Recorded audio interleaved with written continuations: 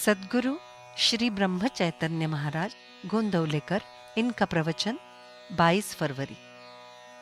निर्हेतुक कर्म में भगवान।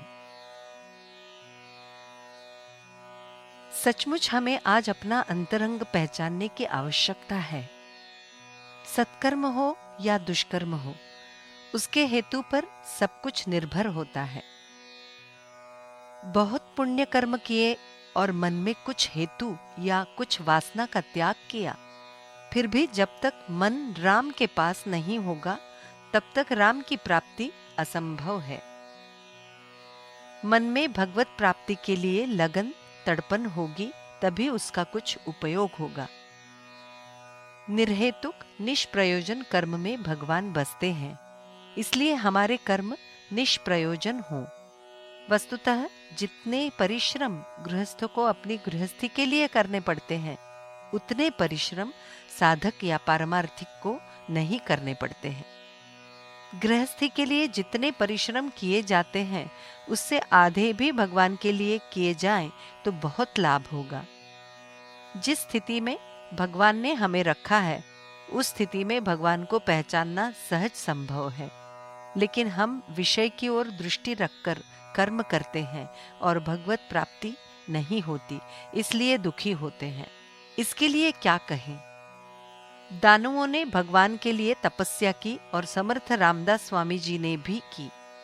दानवों ने सहेतुक तपस्या की, फलतः उन्हें विषय वासना का लाभ हुआ, किंतु भगवत प्राप्ति नहीं हुई। इसके विपरीत समर्थ रामदास स्वामी जी को सिवाय भगवान के कुछ नहीं चाहिए था।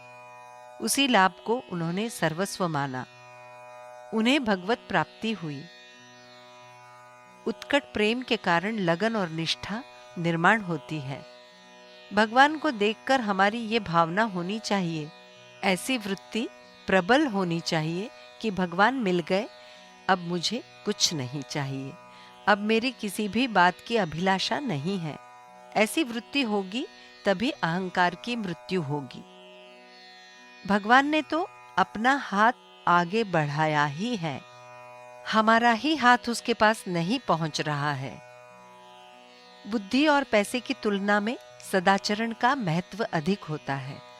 सदाचार, भगवान की प्रतिनिष्ठा और गृहस्थी की वर्तमान स्थिति में संतोष की वृत्ति होगी तो गृहस्थी का सुख मिलता है। सुख कहीं बाहर से नहीं आता, वो तो अपनी वृत्ति में ही होता है। मैं भगवान का हूं और सब लोग भी भगवान के हैं, अतः यदि हम भगवान से प्रेम करेंगे तो पूरी दुनिया से प्रेम होगा।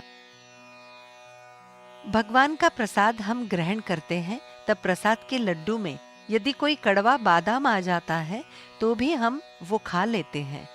वैसे ही जीवन में भगवान ने एकाध बार यदि दुख दिया भी तो उसे सहर्ष सहना चाहिए।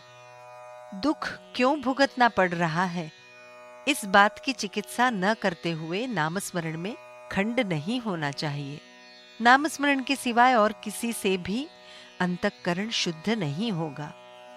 जो ये जानता है कि नाम से श्रेष्ठ और कोई बात नहीं है, उसे और कुछ कहने की आवश्यकता ही नहीं होती। नमक समझकर यदि शक्कर खाएंगे तो भी उसमें शक्कर की मिठास होगी ही। उसी प्रकार किसी भी स्थिति में यदि नाम स्मरण किया गया तो वो हमारे लिए तारक ही होगा। जिसको उपासना का जबरदस्त आधार है, वही संसार में सच्चा काम करता है। जानकी जीवन स्मरण जय जय राम।